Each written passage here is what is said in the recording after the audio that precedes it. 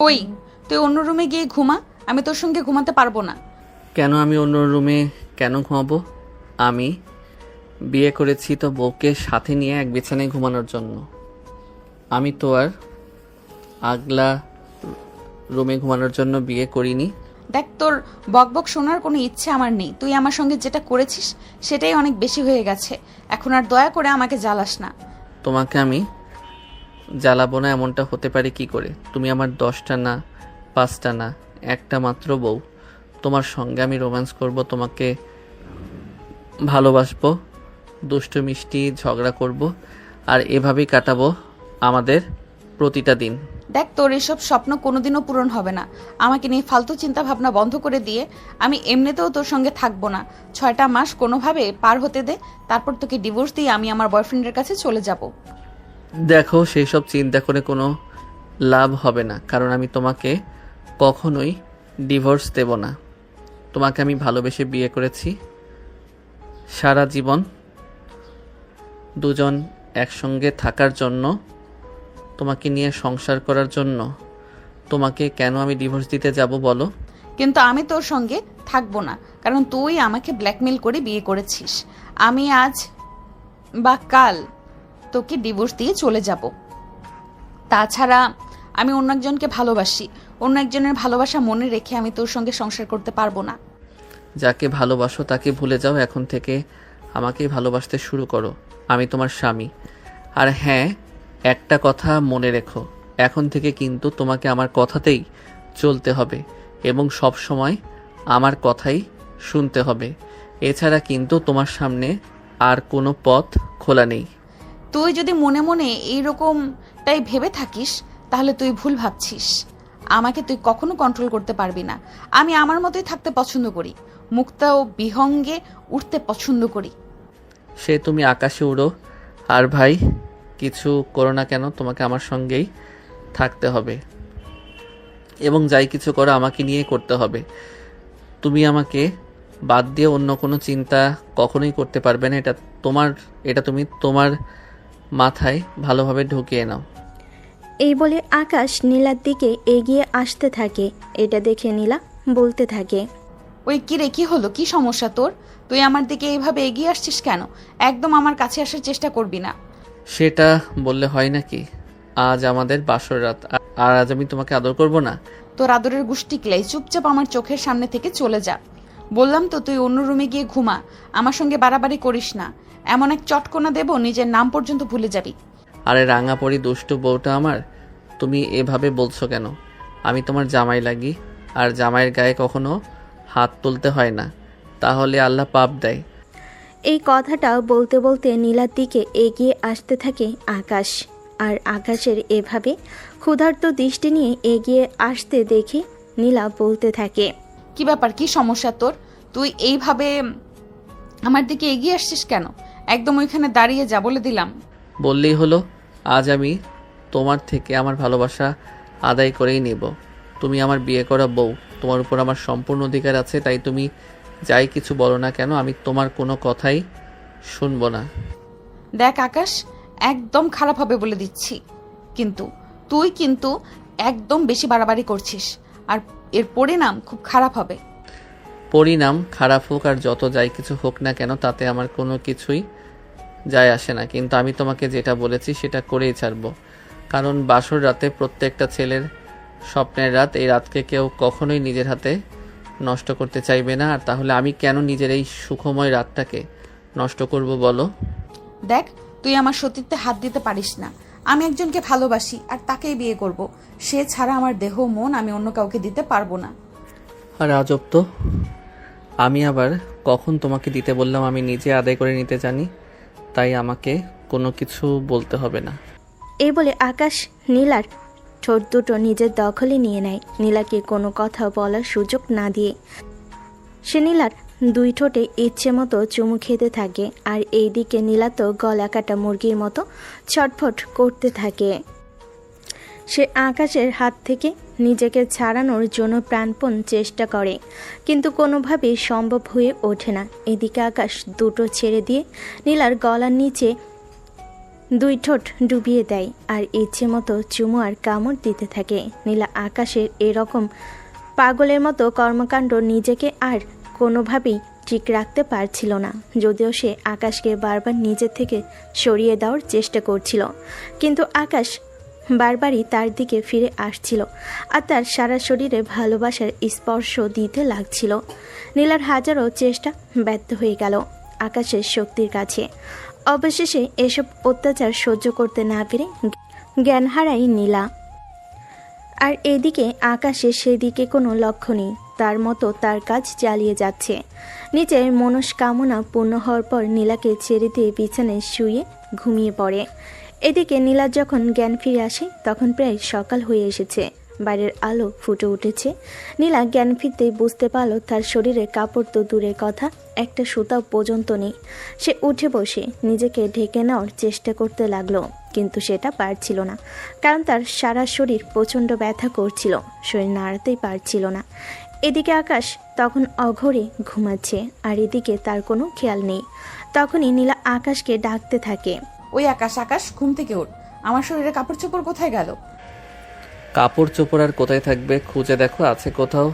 আমাকে বিরক্ত করো না, আমি ঘুমাচ্ছি, আমাকে শান্তি মতো ঘুমাতে দাও। এই বলে অপর পাশ ফিরে আবারও ঘুমিয়ে পড়ল আকাশ। আর এদিকে নীলা কোনো রকমে বিছানা থেকে উঠে নিজের কাপড়গুলো খুঁজে নিয়ে ওয়াশরুমে ঢুকে পড়ে। প্রায় ঘন্টাখানেক ধরে শাওয়ার নিল, তার সারা শরীরে কামড়ের দাগ স্পষ্ট দেখা যাচ্ছে। নীলা খুব ভালোভাবেই বুঝতে পারল রাতে তার সঙ্গে কি হয়েছে। বেশ কিছুক্ষণ ঝর্ণা ছেড়ে দিয়ে কান্না করে, কারণ সে একজনকে ভালোবাসে। এখন সে তার কাছে কি জবাব দেবে? ঘন্টাখানেক শাওয়ার নেওয়ার পর ওয়াশরুম থেকে বেরিয়ে আসে নীলা। ড্রেসিং টেবিলের সামনে বসে চুল আঁচড়াচ্ছিল, তখন সে দেখতে পায় তার গলার নিচে বেশ কয়েকটা কামড়ের দাগ একদম স্পষ্ট হয়ে আছে, লাল টুকটুকে হয়ে। এটা দেখে তার মেজাজ অনেক বেশি খারাপ হয়ে যায়, আর সে তখনই রেগে গিয়ে ঘুমন্ত অবস্থায় আকাশের গালে ঠাস করে একটা চর বসিয়ে দেয়। হঠাৎ ঘুমের মধ্যে এভাবে আক্রমণ আকাশকে অনেকটাই বিচলিত করে তোলে। এসে ঘুমের মধ্যে চিৎকার দিয়ে ওঠে আর বলতে থাকে, কি হলো? এই অসভ্যতা নিয়ে মানে কি? তুমি তোমার স্বামীর গায়ে কেন হাত তুলেছ? তুই আমার সঙ্গে যা করেছিস তারপর তোর সঙ্গে আমি খুব সামান্যই করেছি। আমি তো তোমার সঙ্গে খারাপ কিছুই করিনি, আমি তোমার স্বামী, তোমার উপর আমার অধিকার আছে, তাই এইটুকু তো আমি করতেই পারি। ওই হারামজাদা, এটা তোর কাছে এইটুকু মনে হচ্ছে?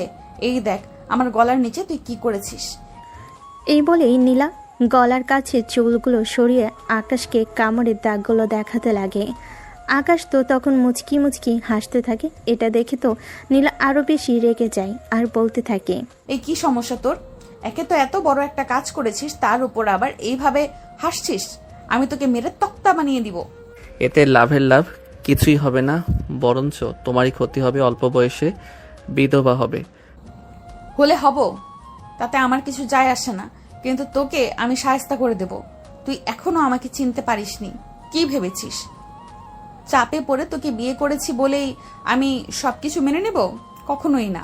সে তুমি কি করবে আর করবে না সেটা তোমার ব্যক্তিগত ব্যাপার, কিন্তু তুমি নিজেই নিজের বিপদ ডেকে আনবে, এটা তোমাকে আমি বলে দিতে পারি।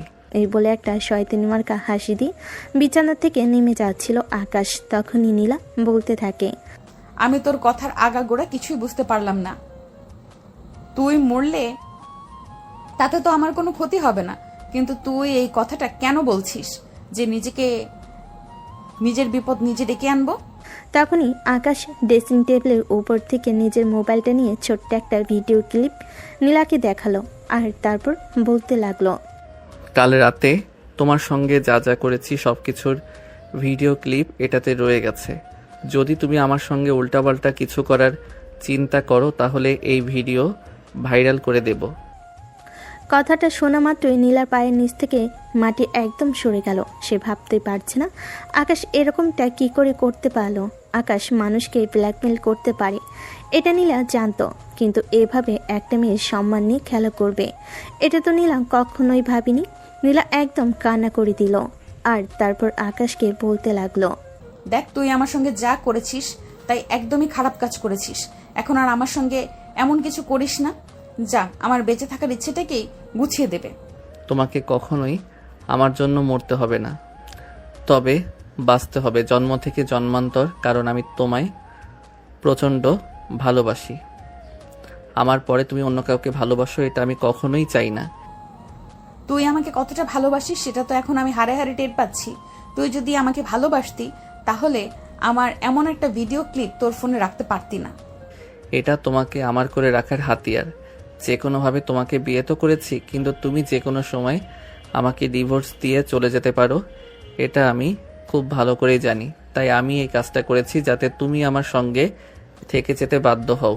এই বলে মোবাইলটা সঙ্গে নিয়ে ওয়াশরুমে ঢুকে গেল আকাশ। আর এদিকে নীলা বিছানার উপর বসে বসে কান্না করতে লাগলো আর মনে মনে নিজেকেই দোষ দিতে লাগলো।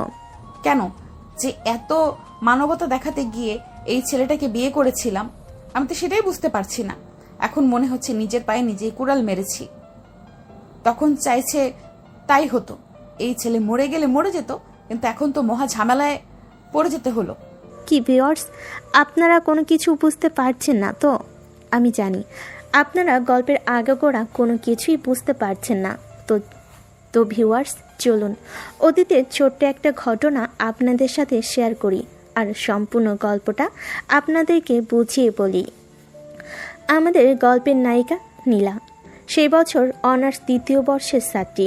ভার্সিটিতে ভর্তি হওয়ার পরই তার একটা ছেলের সঙ্গে সম্পর্ক হয়, আর সেই ছেলেটাকে নীলা খুব ভালোবাসে, আর ছেলেটাও নীলাকে অনেক বেশি ভালোবাসে।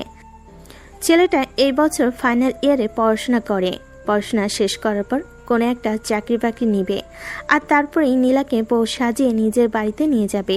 এটাই তাদের পরিকল্পনা। কিন্তু সেই পরিকল্পনায় পানি ঢেলে দিল আমাদের গল্পের নায়ক আকাশ। হ্যাঁ ভিউয়ার্স, আপনারা একদম ঠিকই শুনেছেন, আকাশ হলো আমাদের গল্পের নায়িকা নীলার আপন খালাতো ভাই। আকাশ তার বাবা মায়ের সঙ্গে অন্য শহরে থাকতো আর সেখানেই পড়াশোনা করত। কিন্তু তাদের পারিবারিক কলহের জন্য আকাশের বাবা মা দুজনেই সিদ্ধান্ত নেন তাকে ঢাকায় রেখে পড়াশোনা করাবেন। আর সেই চিন্তায় বিপন্ন হয়ে পড়েন তারা, কারণ ঢাকাতে তাদের নিজেদের কোনো বাড়ি ছিল না যেখানে ছেলেদেরকে পড়াশোনা করাতে পারে।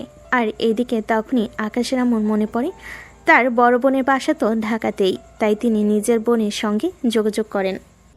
আপু, তোদের বাসায় কি আকাশকে রেখে ঢাকা ভার্সিটিতে পড়াশোনার ব্যবস্থা করতে পারবি? কেন পারবো না, অবশ্যই পারবো, কোনো সমস্যা হবে না। তুই আকাশকে পাঠিয়ে দে, তারপর বাকি সব কিছু আমি ম্যানেজ করে নেব। আপু, তুই একটু দুলা ভাইয়ের সঙ্গে কথা বলে দেখ, কারণ শহরের ব্যাপার স্যাপার তো। তোরা যদি নিশ্চিত হয়ে বলিস তাহলেই আকাশকে তোদের ওখানে পাঠিয়ে দেব। আমাদের এখানে একটু ঝামেলা হচ্ছে, তাই এখানে আকাশকে রাখতে চাইছি না। আরে আমি বললাম তো, কোনো ঝামেলা হবে না, তুই আকাশকে পাঠিয়ে দে। আমি আজ রাতে তোর দোলা ভাইয়ের বাসায় আছে, কথা বলে রাখবো। এই বলে দুই বোন কথা শেষ করে। আর এদিকে সেই দিন রাতের বেলা যখন নীলার বাবা অফিস শেষ করে বাসায় ফিরে আসে, তখনই নীলার আম্মু সব কিছু নীলার আব্বুকে খুলে বলেন। সব কিছু শুনে নীলার আব্বু বলেন, আরে এটা নিয়ে এভাবে কথা বলার কি আছে? আকাশ তো আমাদের ছেলের মতোই, বল পাঠিয়ে দিতে, কোনো সমস্যা হবে না, আমি নিজে সব কিছু ব্যবস্থা করে দেব। আর তারপরেই আকাশের আব্বু আম্মু নিশ্চিন্ত হয়ে আকাশকে ঢাকায় পাঠিয়ে দেয় তার বড় খালার বাসায়। আর সেই থেকে শুরু হয় ঝামেলা। আকাশ যেদিন থেকে নীলাদের বাড়িতে আসে সেদিন থেকে সবসময় নীলার দিকে অন্যরকম একটা দৃষ্টি নিয়ে তাকিয়ে থাকতো, যেহেতু এটাকে অন্য কেউ খারাপভাবে নিত না, কারণ তারা সম্পর্কে ভাই বোন। তাদের নিয়ে বাজে চিন্তা কখনোই কারোর মাথায় ছিল না। তাছাড়া আকাশের সমস্ত পড়াশোনা ও নীলা নিজের দায়িত্ব নিয়ে বুঝিয়ে দিত, আর সেটাই তার জীবনের কাল হয়ে দাঁড়ালো। আকাশ ঢাকায় এসেছে প্রায় সপ্তাহখানেক হয়ে গেছে, আর দুদিন ধরে ভার্সিটিতে যাচ্ছে। এই দুদিনের মধ্যেই বিশাল এক ঝামেলা বাজিয়ে দিয়েছে। নীলা একটা ছেলেকে পছন্দ করে এবং তারা একে অপরকে প্রচণ্ড পরিমাণ ভালোবাসে।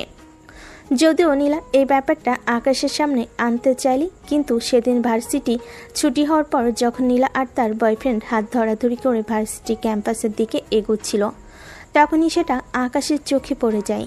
আর আকাশ মুহূর্তের মধ্যে সেখানে উপস্থিত হয়ে বলতে থাকে, কি হচ্ছে এসব আপু?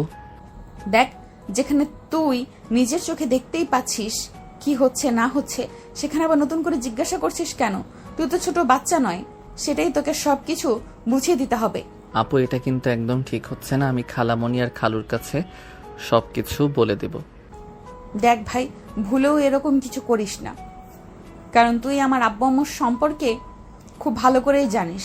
তারা যদি জানতে পারে আমি কোনোভাবে একটা ছেলের সঙ্গে রিলেশনে আছি, তাহলে তারা অনেক বেশি কষ্ট পাবে। তাই তোকে রিকোয়েস্ট করছি, প্লিজ আব্বু, আমাকে এই ব্যাপারে কোনো কিছু বলিস না। ঠিক আছে, আমি খালামণি আর খালুকে এ ব্যাপারে কোনো কিছুই বলবো না, তবে তার জন্য আমার একটা শর্ত আছে। তোর টাকা চাই, ঠিক আছে, কোনো সমস্যা নেই, আমি তোকে টাকা দিয়ে যাব। টাকা কেন চাইবো? আমার তো অন্য কিছু চাই, তবে সেটা এখন বলবো না, অন্য সময় বলবো। তখনই পাশ থেকে নীলার বয়ফ্রেন্ড শুভ বলতে থাকে,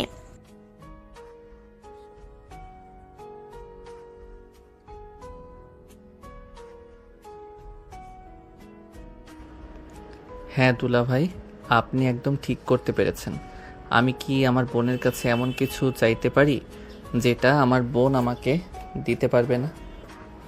অবশ্যই আমি এমন কিছুই চাইবো যেটা আমার বোনের কাছে অ্যাভেলেবল। তাহলে ঠিক আছে, কোনো সমস্যা নেই, তুই এখন বাসায় চলে যা। আমি একটু শুভর সঙ্গে বাইরে বের হব, আর ঘন্টাখানেকের মধ্যেই চলে আসব। আমরা যদি আমার ব্যাপারে কিছু জিজ্ঞাসা করে, তাহলে তুই বলবি আমি আমার বান্ধবীর সঙ্গে এক্সট্রা ক্লাস করছি, ক্লাস শেষ হলেই চলে আসব। এই না না, আমি তোমার জন্য একদম মিথ্যা বলতে পারবো না। একটা সপ্তাহ গোপন করব, এটাই তো অনেক বেশি। তার উপর আবার কেন আমি তোমার জন্য মিথ্যা বলতে যাব? তুই আমার জন্য মিথ্যা বলবি কারণ আমি তোর বোন হই। তাছাড়া আমি যে তোকে বললাম তুই আমার কাছে যা চাইবে আমি তোকে তাই দিব। তাই প্লিজ তুই আমার এইটুকু উপকার কর, আব্বু আম্মুর সামনে আমার ব্যাপারে কিছু বলিস না।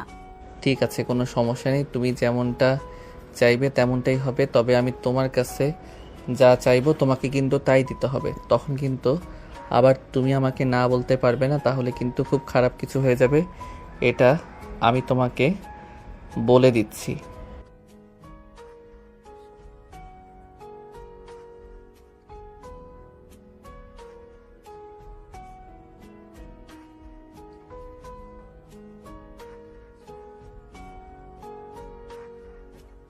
হ্যাঁ রে ভাই, সুপার, একদম ঠিক কথাই বলেছে। তুই প্লিজ আব্বু আম্মুর কাছে এ ব্যাপারে কিছুই বলিস না। তুই আমার কাছে যা চাইবি তাই পাবি। ঠিক আছে, তাহলে যেতে পারো। এই বলে আকাশ নীলাকে সেখান থেকে যেতে দিল, আর সে তার বন্ধুদের সঙ্গে আড্ডা দিতে দিতে বাসে চলে আসলো। বাসে এসে কলিং বেল চাপ দিতে নীলার আম্মু এসে বাসার দরজা খুলে দেয়। আকাশকে একা একা বাড়ির ভিতর প্রবেশ করতে দেখে নীলার আম্মু আকাশকে জিজ্ঞাসা করে, কি ব্যাপার আকাশ, তুই একা কেন? নীলা কোথায়? খালামণি আপুর এখনো ছুটি হয়নি, সামনেই তো তাদের এক্সাম আছে, তাই তাদের এক্সট্রা ক্লাস চলছে। ক্লাস শেষ হলে চলে আসবে, বেশি সময় লাগবে না। তাহলে তুইও একটু ওয়েট করতি, তোর আপুর ক্লাস শেষ হলে তাকে সঙ্গে নিয়েই চলে আসবি। না মানে আসলে খালামণি আমার মাথাটা একটু ব্যথা করছে, তাই আমি আগে ভাগেই চলে আসলাম। আপু চলে আসবে, তুমি কোনো চিন্তা করো না। ও আচ্ছা, ঠিক আছে, কোনো সমস্যা নেই, তুই ফ্রেশ হয়ে আয়, আমি তোকে খাবার দিচ্ছি। খাবার খেয়ে তারপর একটা ঘুম দিয়ে তাহলেই মাথা ব্যথা একদম ঠিক হয়ে যাবে। তারপর আকাশ আর কোনো কথা না বলে সেখান থেকে সোজা নিজের রুমে চলে গেল।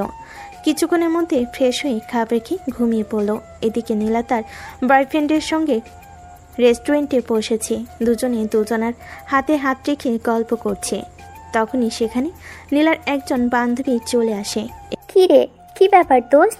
তলে তলে এই সব কিছু চলছে, আমাদের তো কোনো কিছু জানালিও না। তোদেরকে জানানোর মতো সময়টা এখনো হয়ে ওঠেনি, তাহলে জানাবো কেন? যখন সময় হবে তখন অবশ্যই জানাবো। বাই দ্য ওয়ে, তুই এখানে কি করিস? তুই এখানে যেটা করতে এসেছিস আমিও নিশ্চয়ই সেটাই করতে এসেছি, কারণ এসব রেস্টুরেন্টে গার্লফ্রেন্ড বয়ফ্রেন্ড ছাড়া তো অন্য কেউ আসে না, এটা তো তুই খুব ভালো করেই জানিস। সেটা সময় হলে দেখতে পাবেন। আপনারা কথা বলুন, আমি অন্য কোথাও বসি। আমি আবার আপনাদের মধ্যে কাবাবের হাড্ডি হতে চাই না। এই বলে রূপা অন্য পাশে একটা টেবিলে গিয়ে বসলো আর অপেক্ষা করতে লাগলো তার বয়ফ্রেন্ডের জন্য। নীলা আর শুভ দুজনেই কফি খেতে সেখানে এসেছিল।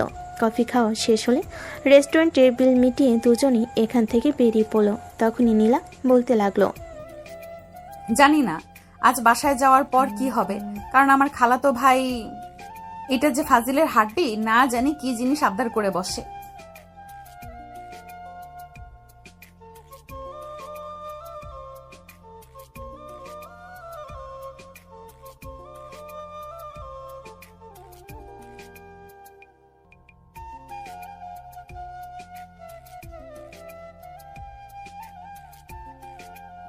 আরে টাকা লাগবে না, টাকা আমার কাছে আছে। আব্বু আমাকে হাত খরচের যে টাকা দিয়েছিল পুরোটাই রয়ে গেছে, এটা তুমি তোমার কাছেই রেখে দাও।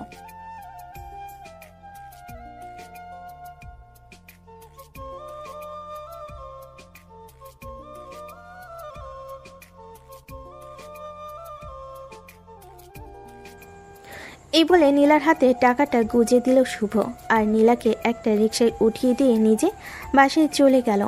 নীলার বাসে আসতে আসতে বিকেল 5টা বেজে যায়। এদিকে আকাশ তখন ঘুম থেকে উঠে, তখনই তার হঠাৎ করে নীলার কথা মনে পড়ে। মনে মনে দুষ্টু বুদ্ধি এটে রুম থেকে বের হয় আর নীলার রুমের দিকে এগিয়ে যায়। নীলার রুমে সচরাচর কেউ আসে না, তাই নীলা দরজা খোলা রেখেই এই রুমের ভিতরে কাপড় চেঞ্জ করছিল। এমন সময় আকাশ ভিতর ঢুকে পড়ে। ওই সময়টাতে নীলার শরীরে একটা সুতা পর্যন্ত ছিল না। নীলা মনে মনে ভেবেছিল যদি এই সময় কেউ রুমের ভিতর প্রবেশ করে তাহলে অবশ্যই রুমের দরজায় নক করবে, তারপরে ভিতর প্রবেশ করবে। কিন্তু আকাশ সেরকম কোনো কিছুই করলো না, চুপচাপ সোজা রুমের ভিতর ঢুকে গেল। রুমে ঢুকে নীলাকে এই অবস্থায় দেখে সে হাঁ করে নীলার দিকে তাকিয়ে আছে। নীলা পিছন থেকে কাপড় চেঞ্জ করছিল, তাই কোনো কিছু বুঝতে পারেনি। কাপড় চেঞ্জ করা শেষ হলে সে যেই না ফিরে তাকাবে পিছন থেকে, তখনই দেখতে পেল আকাশ তার পিছনে দাঁড়িয়ে আছে। আকাশকে দেখেই সে অনেকটাই ভয় পেয়ে চমকে গিয়ে বলতে লাগলো, কিরে তুই এখানে কেন আসলি? কেন, তুমি টের পাওনি? আমি যদি টের পেতাম তাহলে অবশ্যই তোকে এ ব্যাপারে কোনো কিছু জিজ্ঞাসা করছি না। একদম ঢং করো না। তুমি তো ইচ্ছে করেই তোমার সবকিছু আমাকে দেখিয়ে ফেলেছো, তাহলে এখন আবার ঢং কেন করছো? তার মানে তুই অনেকক্ষণ ধরে এখানে দাঁড়িয়ে আছিস আর আমি কাপড় চোপড় চেঞ্জ করছিলাম, সবকিছুই দেখছিলি? এখানে কিন্তু আমার কোনো দোষ নেই। তুমি আমাকে ইচ্ছাকৃত দেখাচ্ছিলে, তাই তো আমি দেখছিলাম। তুমি যদি আমাকে দেখাতে না চাইলে তাহলে অবশ্যই রুমের দরজা লক করে রাখতে, নয় তো ওয়াশরুমে গিয়ে কাপড় চেঞ্জ করতে। নীলা মাথায় হাত দিয়ে বসে পড়ে। তার ছোট ভাই নিজের সব কিছু দেখে ফেলেছে, এটা নীলা ভাবতে পারছে না। নীলা তখন আকাশকে বলতে থাকে, এই বাড়িতে আমার রুমে কখনোই কেউ এভাবে নক না করে ঢুকে পড়ে না। যদি কারোর প্রয়োজন পড়ে আমার রুমে প্রবেশ করার, তাহলে অবশ্যই তারা আমার অনুমতি নেয়। কিন্তু তুই কোনো কিছু বলা ছাড়াই আমার রুমের ভেতর চলে আসলি কেন? ওই যে বলেছিলাম, তখন তোমার কাছে যা চাইবো না করতে পারবে না, সেটাই আমাকে দিতে হবে। হ্যাঁ সেটা ঠিক আছে, কিন্তু তাই বলে তুই এইভাবে হুট করে আমার রুমের ভেতর ঢুকে পড়বি? এটা তো কোনো ভদ্রতার মধ্যে পড়ে না। দেখো, আমায় ভদ্রতা শেখাতে এসো না, আমি তোমায় ছোট্ট একটা কথা বলতে এসেছি। মানে কি এসবের? একে তো অসভ্যতা করেছিস, এখন আবার এত বড় বড় কথা বলছিস? বলছি তো, কারণ তার পারমিশন তুমি আমাকে দিয়েছো। আর তোমাকে আমি পরিষ্কার জানিয়ে দিচ্ছি, ওই ছেলেটার সঙ্গে তুমি মিশবে না। কথাটা শুনেই মেজাজ খারাপ হয়ে যায় নীলার। সে একটু চিৎকার দিয়ে বলে ওঠে, আমি কি করব না করব সেই কৈফিয়ত আমাকে তোর কাছে দিতে হবে নাকি? তুই কে আমার কাছে কৈফিয়ত চাইবার? সেটা তুমি সময় হলেই বুঝতে পারবে। তবে এখন আমি যেটা বলেছি সেটাই শোনো, তা না হলে খারাপ কিছু হয়ে যাবে, বলে দিলাম। এই বলে আকাশ রুম থেকে বের হয়ে চলে গেল। আর এদিকে তখনই নীলারামও নীলার রুমে আসলো। তিনি রুমে প্রবেশ করে নীলাকে জিজ্ঞাসা করতে লাগলেন, কি ব্যাপার, কি হয়েছে? তোর রুমে চিৎকারের আওয়াজ শুনলাম কেন? কিছু না আম্মু, তবে তোমাকে একটা ছোট্ট কথা বলে দিচ্ছি। তুমি তোমার বোনের ছেলেকে বলে দিও সে যেন আমার ব্যক্তিগত ব্যাপারে নাক না গলাতে আসে। কেন, কি হয়েছে সে তো আমাকে খুলে বল। যা হয়েছে সেটা তোমাকে জানতে হবে না, শুধু তোমাকে যেটুকু বলে দিচ্ছি এইটুকুই করো। আকাশকে বলে দিও আমার ব্যক্তিগত ব্যাপারে হস্তক্ষেপ যেন না করে। আচ্ছা ঠিক আছে, আমি বলে দেব। তবে একটা কথা ভুলে যেও না, সে কিন্তু তোমার ছোট ভাই, তার সঙ্গে যথেষ্ট ভালো ব্যবহার করবে। এই বলে নীলার আম্মু রুম থেকে বের হয়ে চলে গেলেন। আর এদিকে দেখতে দেখতে আরও 2 দিন চলে গেল।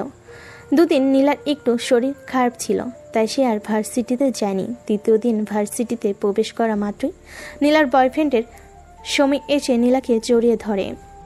আর তখনই আকাশ তার পাশে দাঁড়ানো ছিল। ব্যাপারটা আকাশ আর হজম করতে পারল না। রাগী ফুসফুস করতে করতে সেখান থেকে চলে গেল। যদিও নীলা আর শুভকে কোনো কিছুই বলেনি, কিন্তু নীলা খুব একটা ভালোভাবে বুঝতে পেরেছিল কেন আকাশ এভাবে ফুসফুস করতে করতে এখান থেকে চলে গেছে। কিন্তু নীলার এতে কোনো কিছু যায় আসে না। চলে গেছে তাতে তার কি? এতদিনের সম্পর্ক তাদের কিভাবে কোনো এক তৃতীয় ব্যক্তির জন্য তাদের এই সম্পর্ক ভেঙে দিতে পারে? সুবার নীলা হাঁক করার পর নিজেদের ক্লাসে চলে যায়। আর এদিকে আকাশ নিজের ক্লাসরুমে এসে রাগে ফুসফুস করছে। তখনই তার এক বন্ধু তার পাশে এসে বসে আর তাকে বলতে থাকে, কি ব্যাপার দোস্ত, কি হয়েছে? তোকে এমন রাগান্বিত দেখাচ্ছে কেন? কারোর সঙ্গে কি ঝগড়াঝাটি করছিস নাকি? আরে না দোস্ত, ব্যাপারটা সেরকম কিছু নয়, ব্যাপারটা অন্য কিছু। তোর কোনো আপত্তি না থাকলে আমায় খুলে বলতে পারিস, আমি এটা আজীবন গোপন রাখবো, কখনো কাউকে কিছু জানতে দিব না। তুই আমায় ভরসা করতে পারিস। এই কথা শুনে আকাশ রাজকে সবকিছু খুলে বলে। সবকিছু শুনে রাজ কিছু সময় চুপ করে বসে থাকে আর তারপর বলতে থাকে, দোস্ত তুই একটা কাজ করতে পারিস, তুইও আমাদের ভার্সিটির সুন্দরী কোনো মেয়েটাকে প্রেম কর। নীলা আপুর সামনে তুই মেয়েটার সঙ্গে যা ইচ্ছে তাই করবি, দেখবি তোদেরকে দেখবি আর লুচির মতো ভুলবে। আর তখনই নিজের ওই ছেলেটাকে ছেড়ে দিয়ে তোর কাছে চলে আসবে। হ্যাঁ দোস্ত, এটা তো তুই একদম ঠিক কথাই বলেছিস। আমি তো এই ব্যাপারটা এর আগে ভেবে দেখিনি। ঠিক আছে, তুই যখন বলেছিস তখন আমি এটাই করব। তুই আমার দেওয়া এই টেকটনিটা অ্যাপ্লাই করে দেখ, আমি জানি তুই 100% সফল হবি। ঠিক আছে, সেটা না হয় বুঝলাম, কিন্তু তার জন্য প্রথমে তো একটা মেয়ে লাগবে। এখন মেয়ে কোথায় পাবো আমার সঙ্গে প্রেম করার জন্য? আরে দোস্ত তুই এত চিন্তা করিস কেন? তোকে এসব নিয়ে চিন্তা করতে হবে না। তুই আমাকে শুধু 2টা দিন সময় দে, এর মধ্যে আমি তোর গার্লফ্রেন্ড জুটিয়ে দিচ্ছি। তবে হ্যাঁ, আমার কিন্তু একটা কথা আছে। কি কথা বল, আমি তোর সব কথা শুনতে রাজি আছি। তোর কাজ ঠিকঠাকভাবে হয়ে যাওয়ার পর কিন্তু আমাকে ট্রিট দিতে হবে, যা খেতে চাইবো তাই খাওয়াতে হবে। ওকে ডিয়ার, ঠিক আছে, কোনো সমস্যা নেই, তুই যা চাইবি তাই পাবি। বলতে বলতে ক্লাস টিচার চলে আসে আর তারা ক্লাসে মনোযোগ দেয়। আর ঠিকই 2 দিন পরে রাজ আকাশকে বলতে থাকে, দোস্ত মেয়ে পেয়ে গেছি তোর সঙ্গে কয়েকদিন প্রেম করার জন্য। তবে মেয়েটাকে যে কয়দিন তোর সঙ্গে প্রেমের অভিনয় করবে তার জন্য একটা নির্দিষ্ট রেনুনারেশন চার্জ করতে হবে। ওকে দোস্ত, কোনো সমস্যা নেই, টাকা পয়সা কোনো ব্যাপার না। আমার বাবার কি টাকা পয়সার অভাব আছে নাকি? তোরা জানিস আমার বাবা আমাকে প্রতি মাসে কত টাকা হাত খরচ দেয়। না রে ভাই, তোর ব্যাপারে এত কিছু জানা হয়ে ওঠেনি, তুই নিজের থেকে কোনো কিছু বলিসনি, আর সেরকম সুযোগ হয়ে ওঠেনি। যাই হোক, চল তোকে মেয়েটার সঙ্গে পরিচয় করিয়ে দিচ্ছি। এই বলে রাজ আকাশকে নিয়ে ভার্সিটি ক্যান্টিনে চলে আসে। সেখানে মেয়েটা তাদের দুজনের জন্য অপেক্ষা করছিল। আকাশ আর রাজ মেয়েটার সামনে এসে দাঁড়ায়। তখনই রাজ মেয়েটাকে উদ্দেশ্য করে বলতে থাকে, তিশা, এই হলো আকাশ, এর সঙ্গেই তোকে কিছুদিন প্রেমের অভিনয় করতে হবে। ওকে ঠিক আছে, কোনো সমস্যা নেই, ছেলেটা যথেষ্ট হ্যান্ডসাম আছে, আমার রিয়েল বয়ফ্রেন্ড বানাতেও সমস্যা হবে না। আরে এই না, একদম উল্টাপাল্টা চিন্তা করবে না, আর আমাকে ফাঁসানোর চিন্তা তো একদমই করবে না। তোমাকে আমার সঙ্গে ঠিক 1 মাস প্রেমের অভিনয় করতে হবে। যদি এর মধ্যেই কাজ হয়ে যায় তাহলে তার আগেই তুমি ছাড়া পেয়ে যাবে। আর তার জন্য তুমি যত টাকার রেমুনারেশন চার্জ চাও আমি তোমাকে তাই দেব। তবে আমাকে নিয়ে রিয়েল লাইফে কোনো স্বপ্ন দেখা যাবে না। কাম অন ডিয়ার, আমি তো তোমার সঙ্গে জাস্ট একটু মজা করছিলাম, কোনো ব্যাপার না, তুমি যেভাবে বলবে সেভাবে হবে, আমি আবার টাকার জন্য সব করতে পারি। আচ্ছা দোস্ত, ঠিক আছে, তাহলে তোরা দুজন কথা বল, আমার একটু কাজ আছে, আমি আসছি। এই বলে রাত সেখান থেকে চলে গেল। আকাশ মেয়েটার পাশে বসলো আর বলতে লাগলো, তুমি তো রাজের কাছে আমার ব্যাপারে সব কিছু জেনে নিয়েছো। এখন তোমার কাজ কি সেটা তো তুমি খুব ভালোভাবেই বুঝতে পেরেছো, তাই না? হ্যাঁ রাজ আমাকে সবকিছু বুঝিয়ে বলেছে, কোনো সমস্যা নেই, তুমি যেভাবে বলবে সেভাবেই হবে। তখনই আকাশ দেখতে পেল নীলা তার বয়ফ্রেন্ডকে নিয়ে ক্যান্টিনে ঢুকছে। তখনই আকাশ তিশার হাত ধরে বলতে লাগলো, ওই যে দেখতে পাচ্ছ ছেলেটা আর মেয়েটা আসছে, ওই মেয়েটাই আমার টার্গেট। তোমার অ্যাক্টিং শুরু করে দাও। বলতে বলতে মেয়েটা আকাশের পাশে এসে বসলো আর তারপর আকাশের হাত দুটো ধরে নীলাকে শুনিয়ে শুনিয়ে বলতে লাগলো, উফ জান পাখি, তুমি আমাকে নিয়ে কবে ডেটিংয়ে যাবে বলো না, তোমার সঙ্গে পার্সোনালি টাইম কাটাতে আমার খুব ইচ্ছে করছে। আরও চান, একটু ওয়েট করো, আমি একটা ঝামেলার মধ্যে আছি। ঝামেলাটা থেকে আগে উঠে যাই, তারপর তোমাকে নিয়ে কক্সবাজার যাব। সেখানে আমরা 1 সপ্তাহ আরও টাইম স্পেন্ড করব। আর জান তুমি কিন্তু আবার আমাকে নাকি অন্য কোনো মেয়ের দিকে নজর দিবে না, আমি কিন্তু অন্য মেয়েদের থেকে কোনো অংশেই কম নই। জান, সেই জন্যই তো আমি তোমাকে বেছে নিয়েছি। তুমি অন্য মেয়েদের থেকে জাস্ট লুকিং হট, তোমার মতো একটা হট মেয়েকে তো আমার প্রয়োজন। অন্যরা তো সব গাইয়া খ্যাত ভূত। তখনই নীলা একদম তাদের কাছে চলে এসেছিল।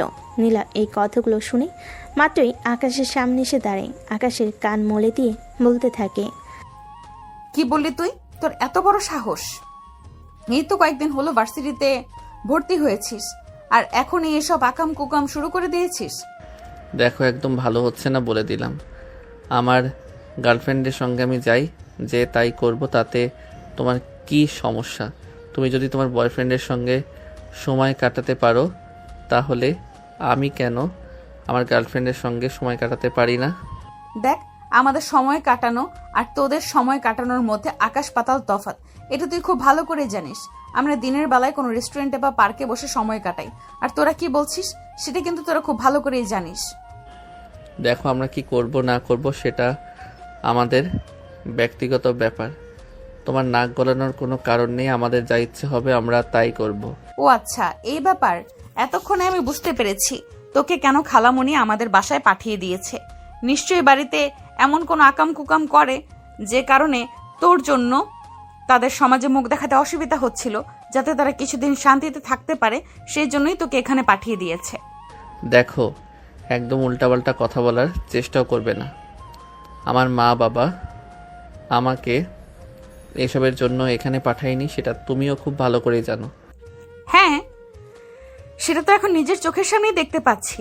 2 দিন হলো না ভার্সিটিতে এসেছিস, আর এখনই গার্লফ্রেন্ড নিয়ে কক্সবাজার ট্যুর দেওয়ার চিন্তা করছিস? আমরা দুজন এখানে কথা বলছি, আপনি কে? হুট করে আমাদের মাঝখানে ঢুকে পড়েছেন। ও আচ্ছা, তাই বুঝি সম্পর্ক এত দূর চলে গেছে যে আমার ভাইয়ের ব্যাপারে কথাও বলতে পারবো না? দেখুন, আপনাকে আমি চিনি না, আর আপনাকে চেনা বা জানার কোনো ইচ্ছে আগ্রহ আমার নেই। তবে ছোট্ট করে একটা কথা বলতে, চুপচাপ এখান থেকে চলে যান। আমাদেরকে আমাদের মতো থাকতে দিন। আমরা দুজন দুজনকে ভালোবাসি, আমাদের যা ইচ্ছা আমরা তাই করতে পারি, সেখানে আপনার হস্তক্ষেপ করার কোনো অপশন নেই। এতক্ষণ ধরে দাঁড়িয়ে দাঁড়িয়ে সব কিছু শুনলো। তখনই পাশ থেকে শুভ নীলাকে বলতে থাকে,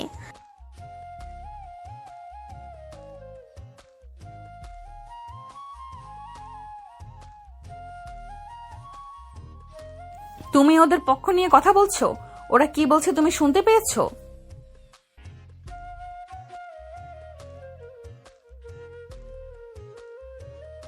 হ্যাঁ দুলাভাই, আপনি একদম ঠিক ধরতে পেরেছেন। আপনি আপনার এই তার ছেলেটাকে এখান থেকে নিয়ে চলে যান। কথাটা শুনেই মেজাজ খারাপ হয়ে গেল নীলার। সে একটু চিৎকার দিয়ে বলতে লাগলো, কি বললি তুই? আমি তার ছেঁড়া? আজকে বাসায় আয়, তারপর তোকে বোঝাবো মজা। আর অঙ্ক করতে আমার কাছে আসবি না। অঙ্ক তোর কোন দিক দিয়ে দিব তার কোনো ঠিক ঠিকানা নেই।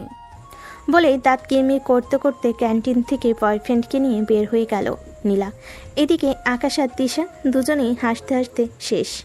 সেদিন রাতের বেলা যখন আকাশ অঙ্ক করার জন্য নীলার রুমে গেল, তখন নীলা আকাশকে বলতে লাগলো, তুই এখন কেন আমার কাছে এসেছিস? এখন যা তোর এই গার্লফ্রেন্ডের কাছে, তোর এই গার্লফ্রেন্ড তোকে অঙ্ক বুঝিয়ে দেবে। আমি তোকে কোনো অঙ্ক বুঝিয়ে দিব না। দেখো, তুমি যদি আমার সঙ্গে বেশি বাড়াবাড়ি করো তাহলে কিন্তু আমি খালামণির কাছে সব কিছু বলে দেব। এখন তুমি নিজেই চিন্তা করো কোনটা তোমার জন্য ভালো হবে। আমি খালামণির কাছে সব কিছু বলে দেব, নাকি তুমি আমাকে অঙ্কটা করিয়ে দেবে? তুই কি আমাকে ভাগে পেয়েছিস নাকি? তুমি যেটা মনে করো সেটাই। আমি তোমাকে এই ব্যাপারে কোনো কিছুই বলবো না।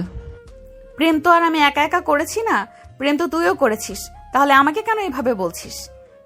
দেখো, আমি ছেলে মানুষ, তাছাড়া আমার ফ্যামিলি আমাকে যথেষ্ট স্বাধীনতা দিয়ে বড় করেছে। আমাকে কিন্তু কেউ কিছুই বলবে না। আর তোমার ব্যাপারে যদি জানতে পারি তাহলে তোমাকে পড়াশোনা তো অনেক দূরের কথা, বাসা থেকে বের হওয়াই বন্ধ করে দেবে। তোমার বাবার মেজাজ সম্পর্কে তোমার ভালোই আইডিয়া আছে আশা করি। হ্যাঁ, সেই জন্যই তো তুই আমাকে এইভাবে ভাগে পেয়েছিস। এখন যদি আব্বু আম্মু এই ব্যাপারে কোনো কিছু জানতে পারে তাহলে আমার পড়াশোনা বন্ধ করে দিবে, বাসা থেকে বের হওয়া বন্ধ করে দিবে। যখন বুঝতেই পেরেছো তখন আর আমার সঙ্গে লাগতে কেন এসেছো? চুপচাপ অঙ্কটা বুঝিয়ে দাও।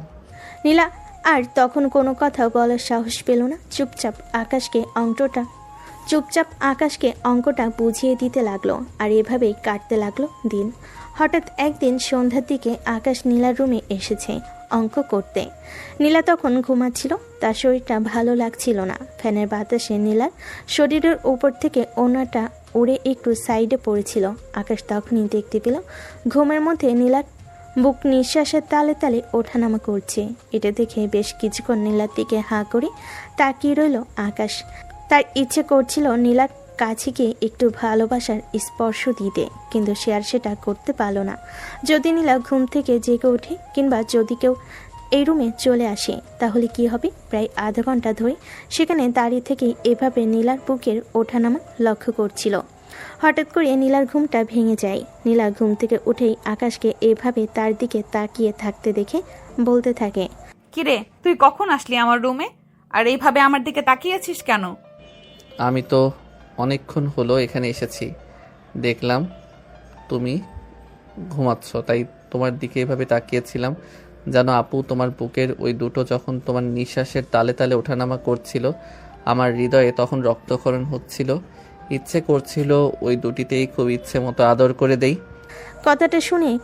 কথাটা শোনা মাত্রই নীলা প্রচণ্ড পরিমাণে ক্ষেপে গেল। বিছানা থেকে উঠে এসে ঠাস করে আকাশের গালে একটা চড় মেরে দিয়ে বলতে লাগলো, অসভ্য ইতর, নিজের বোনকে এইসব কথা বলতে তোর একটুও লজ্জা করে না? আরে তুমি আমাকে মারলে কেন? আমি তো শুধু তোমাকে এইটুকুই বলেছি যে সুন্দর লাগছিল, আদর করতে ইচ্ছে করছিল। আদর তো আর করিনি, তাহলে রেগে যাওয়ার কি আছে? তুই আসলেই একটা বেয়াদব। তোর সঙ্গে কথা বলাই অনর্থক। কেন যে তোর সঙ্গে আমি কথা বলতে চাই সেটাই মাঝে মধ্যে ভেবে পাই না। তুই চুপচাপ আমার চোখের সামনে থেকে চলে যা, আমার মেজাজ খারাপ করিস না। আরে আপু, তুমি রাগ করছো কেন? যেন আমার গার্লফ্রেন্ডের দুটো না, একদম ছোট ছোট, আমি তো ধরতেই পারি না। আকাশের এমন কথা শুনে নীলা আর নিজেকে কোনোভাবেই কন্ট্রোল করতে পারছিল না। সে চিৎকার দিয়ে চেঁচিয়ে উঠে বলতে লাগলো, ছি ছি, তোর চরিত্র এতটা খারাপ এটা আমার জানা ছিল না। তুই এক্ষুনি আমার রুম থেকে বের হয়ে চলে যা বলছি, তা না হলে আমার চাইতে খারাপ কেউ হবে না। যদি মন চাই তাহলে বয়ফ্রেন্ডের সঙ্গে যেগুলো করার ইচ্ছা সেগুলো আমার সাথে করতে পারো, আমি কিছুই মাইন্ড করব না। তুই জাস্ট 2 সেকেন্ডের মধ্যে আমার রুম থেকে বের হয়ে যাবি। নীলার আব্বু তখন ওই রুমে পাশ দিয়ে যাচ্ছিল। নীলাকে এভাবে চিৎকার দিয়ে আকাশের সঙ্গে কথা বলতে দেখে তিনি রুমের ভিতর প্রবেশ করেন আর নীলাকে বলতে থাকেন, কি হয়েছে মামুনি? তুমি এভাবে আকাশের সঙ্গে চিৎকার চেঁচামেচি কেন করছো? ও যদি কোনো ভুল করে থাকে তাহলে তুমি সেটা তাকে বুঝিয়ে বলতে পারো। এভাবে চিৎকার করার কি আছে? আব্বু, তুমি জানো না ওর ব্যাপারে ও কতটা বদমাইশ। দেখো, আকাশের সম্পর্কে আমি খুব ভালো করে জানি। আমাকে তোমার কোনো কিছু শেখাতে হবে না। ও তোমার ছোট ভাই, কখনো ভুল করলে তুমি তাকে সেটা বুঝিয়ে দিতে পারো। তার জন্য তোমাকে এভাবে চেঁচামেচি করতে হয় না। আব্বু, ও ভুল করলে অবশ্যই আমি তাকে সেটা বুঝিয়ে দিতাম, কিন্তু সে যেটা করেছে এটা অন্যায়। আমি কোনো অন্যায়কে প্রশ্রয় দিতে পারি না। দেখো, যা হওয়ার তা হয়ে গেছে, এ ব্যাপারে কথা বলে তো কোনো লাভ নেই। কিন্তু এখন তোমাকে যেটা বলতে চাই সেটা হলো, তুমি এভাবে আকাশের সঙ্গে আর কখনোই চিৎকার চেঁচামেচি করে কথা বলবে না। সে তোমার ছোট ভাই। হ্যাঁ আঙ্কেল, আপনি একদম ঠিক কথাই বলেছেন। আমি তো আপুকে সেই কখন থেকে এটাই বলছিলাম, আপু আমি যেটা বুঝতে না পারি সেটা বুঝিয়ে দেওয়ার তোমার দায়িত্ব। কিন্তু আপু তোমার কোনো কথাই শুনছিল না। ঠিক আছে, কোনো সমস্যা নেই। তুমি এসব ব্যাপারে চিন্তা করো না। আমি নীলাকে বুঝিয়ে বলছি, নীলার কখনোই তোমার সঙ্গে এরকম আচরণ করবে না। আমাকে তোমার বোঝাতে হবে না, তুমি আকাশকে বুঝিয়ে দাও, সে যেন নিজেকে শুধরে নেয়। তা না হলে কিন্তু আমার চেয়ে খারাপ কেউ হবে না, এটা আমি তোমাদেরকে বলে দিচ্ছি। নীলা তোমার কাছ থেকে এটা অন্তত আশা করিনি। তোমাকে আমরা এই শিক্ষা দিয়ে মানুষ করিনি। সে তোমার ছোট ভাই, ভুল করতেই পারে। শেষবারের মতো তোমায় বলে দিচ্ছি, তুমি যদি আকাশের সঙ্গে আর কখনোই খারাপ আচরণ করছো, তাহলে কিন্তু আমার থেকে খারাপ কেউ হবে না। এই বলে নীলার আব্বু রুম থেকে বের হয়ে চলে গেল। আর এদিকে তখনই আকাশ শয়তানি মার্কা একটা হাসি দিয়ে নীলাকে উদ্দেশ্য করে বলতে লাগলো, দেখলে তো, আমার সঙ্গে লাগতে এসো না, এর পরিণাম তোমার জন্যই খারাপ হবে। তুই আমার সঙ্গে সুযোগ বুঝে সুযোগের সদ্ব্যবহার করছিস, তাই না?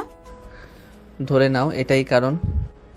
আমি যাকে যেটা বলি সে যদি আমার কথা না শুনে, তাহলে তাকে দিয়ে কিভাবে কথা শোনাতে হয় সেই পদ্ধতি আমার খুব ভালো করেই জানা আছে।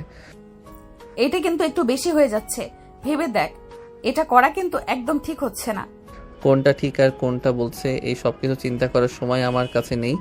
যেটা আমার কাছে ঠিক মনে হয় সেটাই আমার কাছে বেস্ট। তারপর পৃথিবীর বাকি সব কিছু নাও, এখন অঙ্কগুলো বুঝিয়ে দাও। এই বলে আকাশ নীলার বিছানার উপর বসে পড়ে। নীলা বাধ্য হয়ে ফ্রেশ হয়ে এসে আকাশকে অঙ্ক করাতে শুরু করে। কারণ আকাশ যদি আবারও নীলার বাবার কাছে কোনো কথা বলে, তাহলে সেটা নীলার জন্য খারাপ হবে। এভাবেই চলে যায় আরও এক সপ্তাহ। ভার্সিটির সেই আকাশ নীলার সামনে তার প্রেমিকার সঙ্গে যা ইচ্ছে তাই করে। আর এদিকে বাসে এসেও নীলার সামনে তার প্রেমিকার সঙ্গে ফোনে কথা বলে। সেদিন রাতের বেলা নীলা আকাশকে অঙ্ক বোঝাচ্ছিল। তখনই আকাশের পাতানো গার্লফ্রেন্ড তিশা আকাশকে কল করে। আকাশ আগে থেকে টাইমটা বলে রেখেছিল তাকে কল করার জন্য। দুইবার রিং হতেই আকাশ ফোনটা রিসিভ করে আর নীলার সামনে ফোনটা লাউড স্পিকার দিয়ে কথা বলতে থাকে। হাই সুইটহার্ট, কি করছো? কি করব আবার, বেবিটাকে খুব মিস করছিলাম। তুমি কি করছো বেবি? কি আর করব, একটা পেতনির কাছে অঙ্ক করতে এসেছিলাম। উফ জান পাখি, তোমাকে না বলেছি তুমি ওই মেয়েটার কাছে যাবে না। ওই মেয়েটাকে দেখতে আমার একটু ভালো লাগে না। তুমি অন্য কোনো টিউটর খুঁজে নাও। একটা পেতনির কাছে অঙ্ক বুঝতে এসেছিলাম। ওহ বেবি, তুমি জেলাস হইও না তো। আমি তোমাকে রেখে কোনো পেতনির দিকে নজর দিব না। আমি তোমাকে প্রচণ্ড ভালোবাসি। তাছাড়া আমি কি কখনো তোমাকে নাকি অন্য কারো কাছে যেতে পারি? তোমার বডি ফিগার, তোমার সৌন্দর্য, তোমার অঙ্গ প্রত্যঙ্গ সব কিছুই আমাকে তোমার প্রতি আকর্ষিত করে। তোমার মতো স্মার্ট আর সেক্সি একটা মেয়েকে দেখে এরকম আনস্মার্ট একটা মেয়ের কাছে আমি আসতে যাব, এটা তুমি ভাবলে কি করে? নীলার সহ্য করতে পারছিল না। সে উঠে দাঁড়িয়ে দাঁত কিরমির করতে করতে বলতে লাগলো, অসভ্য, তুই যদি তোর গার্লফ্রেন্ডের সঙ্গে কথা বলার ইচ্ছে থাকে তাহলে আমার রুম থেকে বাইরে গিয়ে কথা বল। আমি কেন বাইরে যাব? তোমার যদি আমার গার্লফ্রেন্ডের সঙ্গে কথা বলা দেখতে ভালো না লাগে, তাহলে তুমি নিজে এখান থেকে বের হয়ে বাইরে চলে যেতে পারো। তাতে আমি কিছুই মনে করব না। বরঞ্চ এটা আমার জন্য ভালোই হবে। আমি আমার গার্লফ্রেন্ডের সঙ্গে কথা বলা শেষ করে তোমাকে ডেকে নেব। দেখ, এখন কিন্তু একদম বেশি হয়ে যাচ্ছে। তখনই অপর প্রান্ত থেকে তিশা নীলাকে শুনিয়ে বলতে থাকে, দেখুন, আপনি আমাদের দুজনের মাঝখানে এভাবে কথা বলতে পারেন না। আমরা গার্লফ্রেন্ড বয়ফ্রেন্ড, যেভাবে ইচ্ছে সেভাবে কথা বলবো। এটা যদি আপনার সমস্যা হয় তাহলে আপনি নিজের কান বন্ধ করে রাখতে পারেন। আমাদের কথা কেন আপনাকে শুনতে হবে বলেন শুনি? তুমি মেয়ে মানুষ নাকি অন্য কিছু আমি সেটাই বুঝতে পারি না। একটা মেয়ে হয়ে একটা ছেলের সঙ্গে এভাবে নোংরা নোংরা কথা বলতে তোমার লজ্জা করে না? লজ্জা কেন করবে? আমি কি অন্য কারোর সঙ্গে নোংরা কথা বলছি নাকি? আমি তো আমার বয়ফ্রেন্ডের সঙ্গে রোমান্টিক কথা বলছি। এটা আপনার যদি কোনো সমস্যা হয় তাহলে আপনি এখান থেকে চলে যেতে পারেন, নয়তো নিজের কান বন্ধ করে রাখেন। ডিসগাস্টিং। এই বলে বাধ্য হয়ে নীলা রুম থেকে বের হয়ে বেলকনিতে চলে গেল। এখন যদি রুম থেকে বাইরে বের হয় তাহলে তার মা তাকে দেখবে আর তাকে কোনো প্রশ্ন করতে পারে। তাই সে যেন প্রশ্নের সম্মুখীন না হয় সেই চিন্তা করে বেলকনিতে এসে পড়ে। এদিকে আকাশের তিশা তো প্ল্যান করে রেখেছে যেভাবেই হোক নীলাকে জ্বালাতন করতে হবে। তাই আকাশ মনে দুষ্টু বুদ্ধি এঁটে নিয়ে ফোনটা হাতে নিয়ে বেলকনিতে চলে আসে আর বলতে থাকে, ওহ বেবি, তুমি কি বলছিলে আমি শুনতে পাইনি। আসলে রুমের নেটওয়ার্ক সমস্যা, এখন বেলকনিতে এসেছি। বলো, আমি শুনছি। বেবি, আসলে আমি তোমাকে এটাই বলছিলাম যে তুমি তো আমাকে বলেছিলে তুমি আমাকে কক্সবাজার দূরে নিয়ে যাবে। তো কবে যাচ্ছি আমরা? শোনো বেবি, ভাবছি কক্সবাজার যাব না, অন্য কোথাও যাব। না, আমরা কক্সবাজারে যাব। সেখানে আমাদের নিজেদের রিসোর্ট আছে, সেখানে তোমাকে নিয়ে থাকবো। কি বলো? তাহলে তো আর কোনো ঝামেলাই রইল না। যদি তোমাদের কোনো রিসোর্ট থাকে তাহলে আমরা সেখানেই উঠব। হ্যাঁ বেবি, তুমি একদম ঠিক কথাই বলেছ। ওখানে আমাদের সব রকম প্রোটেকশন এর ব্যবস্থা থাকবে। যেহেতু রিসোর্টের মালিক আমার বাবা নিজেই, তাই সেখানে কেউ চাইলেও আমাদের কোনো ক্ষতি করতে পারবে না। আমরা আমাদের ইচ্ছে মতো সময় কাটাতে পারবো। আচ্ছা বেবি, ঠিক আছে, কোনো সমস্যা নেই। তবে তোমাকে যেটা বলেছিলাম সেটা মনে থাকে যেন। তুমি কিন্তু ওই ইউরোপিয়ান মেয়েদের মতো ছোট ছোট ড্রেস পরবে তখন। অমন বেবি, এটা আবার বলতে হয় নাকি? শোনো, আমি না অন্য সব মেয়েদের মতো গাইয়া নই। আমি রুচিশীল, রুচিসম্মত একটা মেয়ে। আমি জানি কখন কোথায় কি ড্রেস পরতে হয়। এই জন্যই তো তোমাকে আমার এতটা ভালো লাগে, তাই তো আমি তোমার প্রেমে এইভাবে হাবুডুবু খাচ্ছি। এইটা নিজের তোমাকে আমার এত ভালো লাগে, আর তাই তো আমি তোমার প্রেমে এইভাবে হাবুডুবু খাচ্ছি। তোমার প্রতি আমার যতটা ফিলিংস আসে, অন্য কোনো মেয়ের প্রতি আমার সেরকম কোনো ফিলিংস কখনোই আসে না, কারণ তারা তো আর তোমার মতো হট লুকিং নয়। এরপর আর অনেক রোমান্টিক কথা বলতে থাকে তিশার আকাশ। নীলা এসব কিছু সহ্য করতে না পেরে অবশেষে বেলকনি থেকেও রুমের ভিতর চলে যায়। আর এটা দেখে আকাশ হাসতে হাসতে ফোনটা কেটে দেয় আর রুমের ভিতর চলে আসে। রুমে আসে যখন দেখতে পায় গাল ফুলিয়ে বসে আছে নীলা, তখনই আকাশ নীলাকে উদ্দেশ্য করে বলতে থাকে, কি ব্যাপার, তোমার আবার কি হলো? তুমি এভাবে গাল ফুলিয়ে এখানে চলে এসেছো কেন? ছি ছি, তোমাদের মেন্টালিটি এতটা নিচু, আমার তো ভাবতেই অবাক লাগছে। এখানে মেন্টালিটির কি আছে? আমরা দুজন রিলেশনে আছি, আমরা এসব কিছু করতেই পারি। তাছাড়া তুমি কি তোমার বয়ফ্রেন্ডের সঙ্গে এসব করো না নাকি? তুমি কি নিজেকে ধোয়া তুলসী পাতা প্রমাণ করতে চাইছো? দেখ, আমরা প্রেম করি ঠিক আছে, কিন্তু এসব নোংরা কাজ কখনো চিন্তাও করতে পারি না। আর এসব নোংরা চিন্তা আমাদের মনে কখনো আসেও না। সে তোমরা কি করো না করো সেটা তোমরা নিজেরাই খুব ভালোভাবে জানো। এখানে আমার তো বলার কিছুই থাকে না, কারণ আমি তো আর তোমাদের পিছনে সিকিউরিটির মতো লেগে থাকি না। এই বলে আকাশ নীলার রুম থেকে বের হয়ে চলে গেল। আর এইদিকে পরের দিন ভার্সিটিতে এসে নীলা তার বয়ফ্রেন্ডকে নিয়ে ক্যাম্পাসে বসে আছে। তখনই আকাশ সেখানে এসে উপস্থিত হয় আর আকাশ নীলার সামনে তার বয়ফ্রেন্ডকে উদ্দেশ্য করে বলতে থাকে, কি ব্যাপার ভাই সাহেব, নিজের বউকে কি আদর যত্ন করেন না, নাকি অন্যের ভালোবাসা দেখলে শরীরে জ্বালা উঠে যায়? কথাটা শুনে রেগে যায় নীলা আর উঠে দাঁড়িয়ে বলতে থাকে, এগুলো কোন ধরনের অসভ্যতামি? আমি আবার অসভ্যতামির কি করলাম? তুমি তো আমার গার্লফ্রেন্ডের সঙ্গে যখন আমি রোম্যান্স করি সেটা দেখলে সহ্য করতে পারো না। তাই তো আমি তোমার বয়ফ্রেন্ডকে বলে দিচ্ছি যাতে তোমার সঙ্গে রোম্যান্স করে, যাতে তুমি অন্যেরটা দেখলে রেগে না যাও।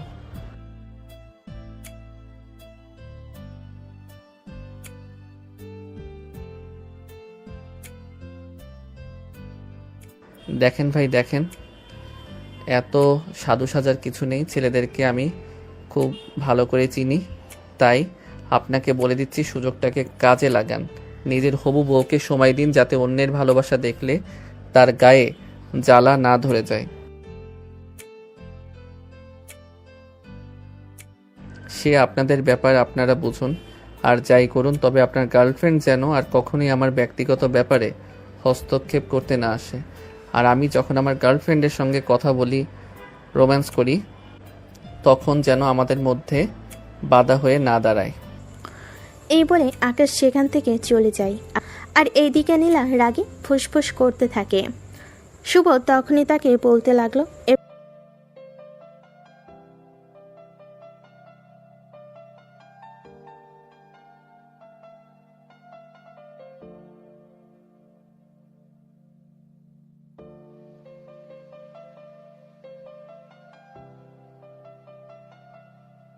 ও আচ্ছা, তাই বুঝি। আমি তো ওই হারামজাদাটাকে বাড়ি থেকে বের করে দিতে পারবো না, কারণ বাড়িটা আমার নয়। তবে চাইলে তোমার সঙ্গে ব্রেকআপ তো করতে পারি।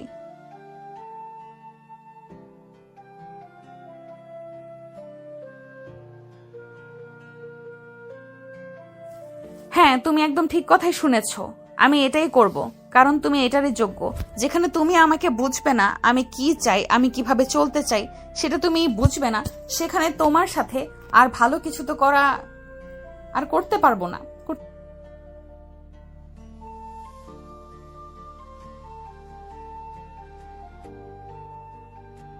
তোমাকে চেনার আর কোনো প্রয়োজন মনে করছি না।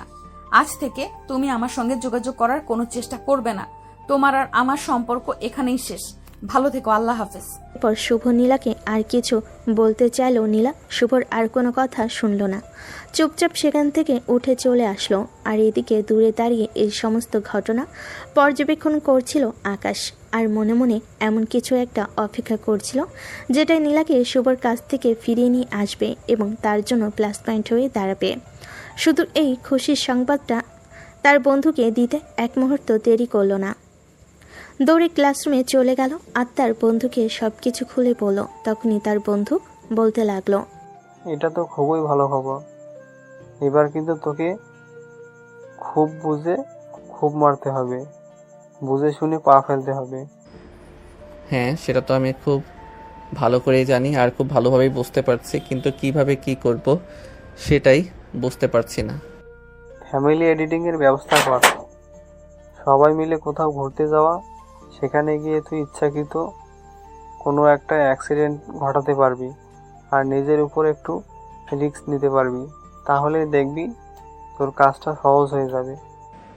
মানে তুই কি বলছিস? আমি তোর কথার আগাগোড়া কিছুই বুঝতে পারছি না। প্লিজ তুই আমাকে একটু খুলে বল। তাহলে শোন, আমি তোকে যা বলছি তুই আমার কথা মতো চল। এই বলে রাজ আকাশকে বলতে থাকে দূরে কোথাও ফ্যামিলি আউটিংয়ে যাওয়ার জন্য। আর যেখানে গিয়ে ইচ্ছাকৃতভাবে একটা অ্যাক্সিডেন্ট ঘটিয়ে সেটাকে নিজের হাতে বানিয়ে নেওয়া, যেখানে আকাশকে হতে হবে বেশ কিছুদিনের জন্য অসুস্থ বা নিজের মোটামুটি একটা ক্ষতি করতে হবে, যাতে ফ্যামিলির মানুষজন সবাই আকাশকে সুস্থ করা এবং বাঁচিয়ে তোলার জন্য আপ্রাণ চেষ্টা করতে থাকে। আর আকাশ যেন সেই সুযোগটাকেই কাজে লাগায় আর কখনোই যেন নীলাকে সে তার জীবনে চেয়ে নেয়। এই কথা শুনে আকাশ বলতে থাকে, তার জন্য একটু চিন্তা ভাবনা করতে হবে, কারণ হুট করে কোথাও চলে যাওয়া যায় না। কোথাও গেলে আমি আমার প্ল্যানটা ঠিকঠাকভাবে সাকসেস করতে পারবো, সেটাই আগে আমাকে চিন্তা করতে হবে আর তারপর বাসা থেকে বের হতে হবে। এই বলে সেদিনের মতো বন্ধুদের কাছ থেকে বিদায় নিয়ে বাসায় চলে আসে। সেই দিন সারা রাত আকাশ চিন্তা করলো কিভাবে কি করা যায়। পরের দিন সকালবেলা যখন সবাই মিলে একসাথে নাস্তার টেবিলে বসলো, তখনই আকাশ তার খালামণিকে উদ্দেশ্য করে বলতে লাগলো, খালামণি, অনেক দিন হলো কোথাও ঘুরতে যাওয়া হয় না, চলো এবার একটু কোথাও থেকে ঘুরে আসি। হ্যাঁ, এটা তো একদম ঠিক বলেছিস। অনেক দিন বাসায় আসছি, কোথাও ঘুরতে যাওয়া হয় না। আচ্ছা নীলার আব্বু, বলো তো কোথায় যাওয়া যায়? অন্য কোথাও তো আপাতত যেতে ইচ্ছে করছে না। একটা কাজ করা যায়, চলো আমরা আকাশের গ্রামের বাড়ি থেকে ঘুরে আসি। সেখানে আকাশের দাদা দাদু আর চাচা ফুফুরা থাকে। আকাশ যেন মনে মনে এমন কিছুর জন্য একটা অপেক্ষা করছিল, কারণ তার পরিচিত জায়গা গেলে কিছু একটা করতে তার জন্য সুবিধা হবে। তাই সে তখনই নীলার আব্বুকে বলতে লাগলো, হ্যাঁ খালামণি, খালু একদম ঠিক কথাই বলেছে। আমরা না হয় গ্রামের বাড়ি থেকেই ঘুরে আসি। অনেকদিন গ্রামে যাওয়া হয় না, সবারই খুব ভালো লাগবে সেখানে সময় কাটালে। আমি কিন্তু তোমাদের সঙ্গে কোথাও যাচ্ছি না। আমাকে প্লিজ এইসবের মধ্যে জড়িও না, আমার এসব ভালো লাগে না। এভাবে বলে না মা, আমাদের জন্ম আর বেড়ে ওঠা দুটোই এই গ্রামে। আমরা গ্রামের মানুষ, মাটির মানুষ। গ্রাম আমাদের বারবার তার কাছে টানি। আমরা আগামী সপ্তাহে এই গ্রামে যাচ্ছি। সবাই তৈরি হয়ে থেকো, আর যার যা কিছু লাগবে কেনাকাটা করে নিও। এই বলে নাস্তার টেবিল ছেড়ে উঠে যান নীলার আব্বু। নীলা যদিও তার আব্বুকে কোনো কিছু বলার চেষ্টা করছিল, কিন্তু তিনি চলে যাওয়াতে নীলার সেটা পারল না। এরপর দেখতে দেখতে প্রায় সপ্তাহ চলে গেল। সেদিন বিকেলবেলা নীলা আর আকাশ দুজনে ভার্সিটি থেকে আসছে। এইদিকে নীলার আম্মু দুজনকে উদ্দেশ্য করে বলতে লাগলো, শোনো, আমরা আগামীকালকে এই গ্রামের উদ্দেশ্যে রওনা দিচ্ছি। দুজনেই নিজেদের জিনিসপত্র গুছিয়ে নাও। দুজন বলতে তুমি কাকে বোঝাতে চাইছো? আমি তো তোমাদেরকে আগেই বলে দিয়েছি আমি গ্রামে যাব না। গ্রাম আমার একদম ভালো লাগে না, কিন্তু তারপরও কেন তোমরা আমাকে জোর করতে চাইছো? তখনই পাশ থেকে আকাশ নীলাকে উদ্দেশ্য করে বলতে থাকে, আপু, আমি জানি তোমার উপর দিয়ে অনেক স্ট্রেস যাচ্ছে, এই জন্যই তো বলছি আমরা গ্রাম থেকে ঘুরে আসি। গ্রামে গেলে তোমারও ভালো লাগবে আর আমাদেরও। কথাটা শুনে নীলা আর কিছু বলতে চাইলেও মুহূর্তের মধ্যেই থেমে গেল, কারণ সে খুব ভালোভাবে বুঝতে পারল আকাশ তার জন্য এসব কিছু করেছে। এখন যদি সে উল্টে যায় তাহলে হয়তো এখানে খারাপ কিছু হয়ে যেতে পারে, তাই বরঞ্চ তার কথা মেনে নেওয়াই বুদ্ধিমানের কাজ। তাই নীলা আর কোনো কথা বলল না, সবার সঙ্গে তৈরি হয়ে নিল। আর পরের দিন সকালবেলা সবাই গ্রামের উদ্দেশ্যে রওনা দিল। সেখানে এসে পৌঁছাতে প্রায় বিকেল হয়ে আসলো। তারা বাড়িতে আসে মাত্রই বাড়ির সব আত্মীয় স্বজন তাদেরকে সাদর সম্ভাষণ জানিয়ে ভিতরে নিয়ে গেল। আকাশের ছোট্ট একটা চাচাতো বোন দৌড়ে আসে। সে আকাশে কোলে উঠতে উঠতে তাকে বলতে লাগলো, ভাইয়া, ওইটা কি আমাদের ভাবি হয়? না রে বোন, ওইটা অন্য ডালের পাখি। আমারও খাঁচায় আমি অন্য পাখি নিয়ে আসবো, চিন্তা করিস না। তোদের ভাবি ওর চাইতে আরো অনেক বেশি সুন্দর হবে। ভাইয়া, আমাদের এই ভাবিটাও কিন্তু যথেষ্ট সুন্দর আছে। তুমি চাইলে ভাবিটাকে আমাদের করে রেখেই দিতে পারো। আমার কিন্তু খুব পছন্দ হয়েছে। না রে বোন, সেটা করে কোনো লাভ হবে না। সে আমার চাইতে বয়সে বড়, তাকে ভালোবাসলেও সে আমাকে ভালোবাসে না, তাই এই সম্পর্কের কোনো ভবিষ্যৎ নেই। তাহলে আর কি বলবো ভাইয়া, তোমার ব্যাড ল্যাপ। এমন সুন্দরী একটা মেয়েকে তুমি আমাদের ভাবি বানাতে পারলে না, ভাবতেই আফসোস লাগছে। তখনই পাশ থেকে নীলা আকাশকে উদ্দেশ্য করে বলতে লাগলো, আকাশ, এখন কিন্তু একটু বেশি হয়ে যাচ্ছে। এইটুকু ছোট বাচ্চাকে তুই এসব কি বলছিস? তোর লজ্জা করে না? আরে ভাবি শোনো, আমাকে দেখতে পিচ্চি লাগতে পারে, কিন্তু আমি কিন্তু অতটাও পিচ্চি নই যতটা তুমি ভাবছো। আমি কিন্তু মোটামুটি সব বুঝি। এইটুকুন একটা পিচ্ছি মেয়ে, বয়স 6 থেকে 7 বছর হবে, আর এতেই এত পাকা পাকা কথা বলছে। এটা দেখে অবাক হয়ে যায় নীলা। আর তারপর এই পিচ্ছিটাকে উদ্দেশ্য করে বলতে থাকে, আসলে কি জানো, ব্যবহারে বংশের পরিচয়। মানুষকে চেনার জন্য তার ব্যবহারই যথেষ্ট। কথাটা বলেই মুহূর্তের মধ্যেই সেখান থেকে চলে যায় নীলা। আর আকাশ মাথায় হাত দিয়ে ভাবতে থাকে নীলা আসলে কি বোঝাতে চাইল। অনেকক্ষণ চিন্তা করার পরও সে কোনো কিছুই খুঁজে পেল না। যাই হোক, এসব ব্যাপারে চিন্তা করেও কোনো লাভ নেই। যে চাইবা যা বলার বলুক, সময় হলে বোঝা যাবে। এই বলে আকাশ তার চাচাতো ভাই বোনেদের সঙ্গে তাদের সাথে বাইরে চলে গেল। আর বেশ কিছুক্ষণ গল্পগুজব আড্ডা দিয়ে সন্ধ্যার দিকে বাসায় ফিরে আসলো। সবাই মিলে বসার ঘরে আড্ডা দিচ্ছিল। তখনই আকাশ সেখানে এসে উপস্থিত হয়। তার ছোট কাকি তাকে বলতে থাকে,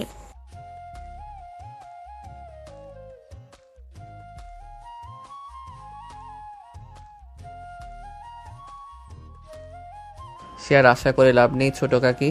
তোমাদের ছেলের কপালে এমন বউ জোটার আশা করো না।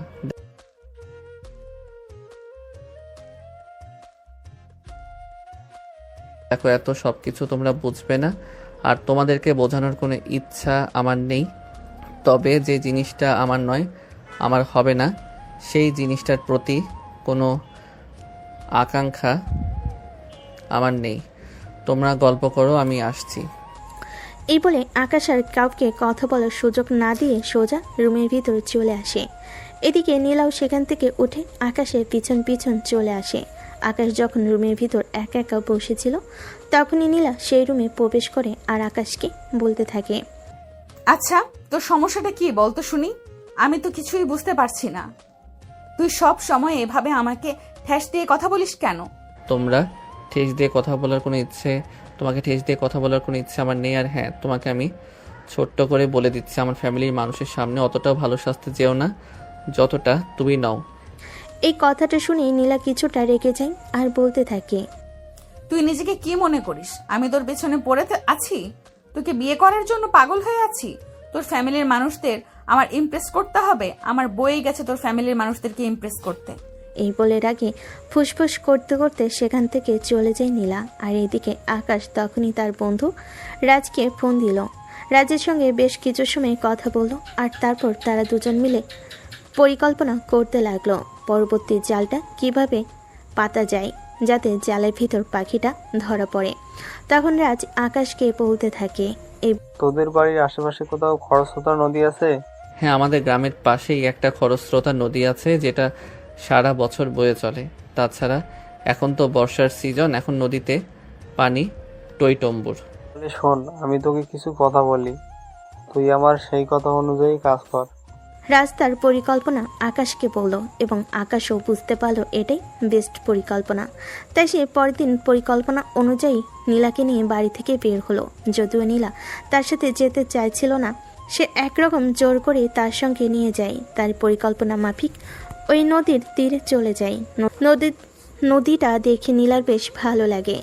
নদীর পাড়ে বেশ কিছু গন্ধ ঘোরাঘুরি করে, নদীর পাড়ে বেশ কিছু সময় ঘোরাঘুরি করে, আর তখনই নীলা হঠাৎ করে নিজের থেকে বলে ওঠে, এই নদীতে কোনো ব্রিজ নেই। আছে তো, এই রাস্তা দিয়ে সামনে খানিকটা এগোলে একটা ব্রিজ করে। কেন, তোমার আবার কি হলো? হঠাৎ করে নদীতে ব্রিজ আছে নাকি সেই কথা কেন জিজ্ঞাসা করছো? তুই কি জানিস আমি ছবি ওঠাতে ভীষণ পছন্দ করি? আমার ইচ্ছে করছে ব্রিজের ওপর দাঁড়িয়ে নদীর কিছু ছবি ওঠাতে, যেখান থেকে নদী আর গ্রামের খুব ভালো দৃশ্য দেখা যায়। আকাশ যেন এমন মুহূর্তের জন্যই অপেক্ষা করছিল। সে আর এক সেকেন্ডও দেরি না করে নীলাকে বলতে লাগলো, ও আচ্ছা, এবার ঠিক আছে, কোনো সমস্যা নেই। তাহলে তুমি চলো আমার সঙ্গে, আমি তোমাকে ব্রিজের কাছে নিয়ে যাচ্ছি, তারপর তোমার যত ইচ্ছা ছবি উঠাও। এ বলে আকাশ নীলাকে নিয়ে প্রায় 10 মিনিট হাঁটার পর ব্রিজের কাছে এসে পৌঁছায়। নীলা ব্রিজের উপর দাঁড়িয়ে বিভিন্ন অ্যাঙ্গেলে নিজের সেলফি নিচ্ছিল, সেই সঙ্গে প্রাকৃতিক কিছু দৃশ্যও ক্যামেরা বন্দি করছিল। তখনই হঠাৎ করে আকাশ নীলাকে বলতে থাকে, আপু, তোমাকে একটা কথা বলবো। যা বলার বলতে পারিস, আমার কান খোলা আছে, আমি শুনছি, চুপচাপ বলে ফেল। আপু, তোমাকে আমি ভীষণ ভালোবাসি, তোমাকে আমি বিয়ে করতে চাই। দেখ, ফাজলামো মার্কা কথাবার্তা একদম বন্ধ কর। তুই খুব ভালো করেই জানিস আমি কিসের মধ্যে দিয়ে যাচ্ছি, তাই দয়া করে এসব ফালতু কথা আমার সামনে বলিস না। আপু, আমি সত্যি কথা বলছি, তোমাকে আমি ভীষণ ভালোবাসি। হ্যাঁ, তোকেও আমি ভীষণ ভালোবাসি, কিন্তু শুধুমাত্র আপন ছোট ভাই হিসাবে। আরে আপু, তুমি আমাকে আপন ভাই কেন বলছো? আমাদের তো মা আলাদা, তুমি আমার খালাতো বোন, তুমি তো আমার আপন বোন নও। তাছাড়া তোমার বাবা আর আমার বাবার মধ্যে রক্তের কোনো সম্পর্ক নেই। দেখ, ফাজলামো মার্কা কথা বলা বন্ধ কর, শুধু তোর জন্যই এখানে এসেছি, নয়তো আসতাম না। তাছাড়া তুই খুব ভালোভাবেই জানিস কয়েকদিন হলো আমার বয়ফ্রেন্ডের সঙ্গে আমার ব্রেকআপ হয়েছে। এমনিতেই মন মানসিকতা ভালো নেই, তুই আমাকে রাগাস না। তোমায় কেন আমি রাগাতে যাব বলো শুনি? ভালোবাসি তো তোমায়, ভীষণ ভালোবাসি তোমাকে, আমি আমার বউ করে পেতে চাই, আর এই জন্যই তো এত কিছু করলাম। কথাটা শুনে কিছুক্ষণের জন্য থমকে যায় নীলা। সবকিছু করলাম মানে বুঝতে পারছে না নীলা, তাই নীলা আকাশকে বলে, এত কিছু করলি মানে তুই কি বলতে চাইছিস? আমি কিছুই বুঝতে পারলাম না। দেখো, তুমি সব কিছু জেনেও যদি না জানার ভান করো তাহলে তো কিছুই করার নেই। আমি ইচ্ছা করি তোমার বয়ফ্রেন্ডের সঙ্গে তোমাকে ব্রেকআপ করিয়েছি, কারণ আমি তোমাকে ভালোবাসি। আমার পর দ্বিতীয় কোনো পুরুষ তোমার জীবনে আসুক, এটা আমি চাই না। আমি এটা বিশ্বাস করি না, ওর মেন্টালিটি খারাপ, তাই আমি ওকে ছেড়ে দিয়েছি। কিন্তু তার মানে এই নয় যে আমি তোর মতো একটা ছেলেকে বিয়ে করব আর নিজের জীবনটাকে বরবাদ করে দেব। তোমার জীবন বরবাদ হবে না, আমি তোমায় ভীষণ ভালোবাসি আর তোমাকে ভীষণ ভালো রাখবো। তুমি আমার উপর একটু ভরসা রাখো, আমি কখনোই তোমাকে কোনো কষ্ট দিব না। ফালতু বকা বন্ধ কর আর বাড়িতে চল, সন্ধ্যা হয়ে আসছে। এমনিতেই গ্রাম এলাকা একটু পরেই অন্ধকার হয়ে যাবে। বাড়িতে তো পরে যাব, তার আগে তুমি আমাকে বলো তুমি আমায় ভালোবাসবে কিনা, আমাকে বিয়ে করবে কিনা। দেখ আকাশ, আমি এখনো সম্পূর্ণ সুস্থ আছি, আমার মাথা খারাপ হয়ে যায়নি যে আমি তোর মতো পাগলামি করতে যাব।